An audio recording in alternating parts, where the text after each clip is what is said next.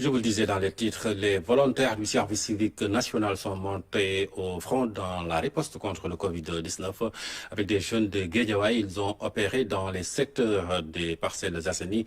Avant de descendre sur le terrain, les volontaires ont reçu une formation sur différents aspects de la maladie. Et celle-ci a été assurée par le service civique, par le service national d'éducation pour la santé, Oumar Diaw. L'hôtel communal des Parcelles Assainies est plutôt calme et désert en ce jour. Le maître des lieux, par le geste soigné qu'il fait, s'apprête à monter au front, à en juger par la rhétorique employée. La guerre, pour la gagner, il faut gagner la bataille de la prévention. C'est important pour nous, avec le comité de veille et d'alerte. 12 000 parcelles, 20 quartiers, une demi-douzaine d'équipements marchands et une gare routière.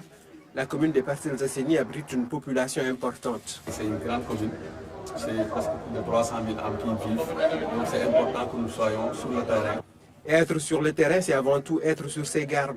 Depuis bi feebar bi amee ba léegi daanaka amul benn sensibilisation bu am ci marché bi à part ñun délégués yi ñoo ci dugg.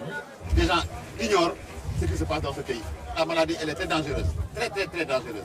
Ce soldat n'a comme arme qu'un flacon de gel antimicrobien. Il fait partie de l'encadrement des volontaires du service civique national. C'est essentiellement les volontaires de l'agriculture qu'on appelle communément les bagris et aussi les volontaires d'appui aux communes qu'on appelle les VAC. À ces volontaires du SCN s'ajoutent 25 jeunes issus du CEDEPS de Guédiawaye.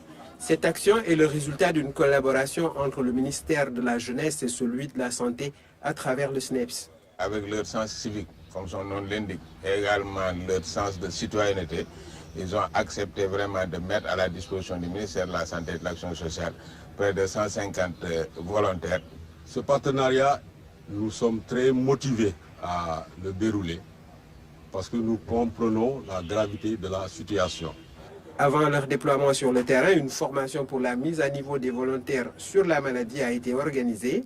Un briefing dirigé les militaires. Les 14 régions du pays sont concernées par cette activité hautement citoyenne.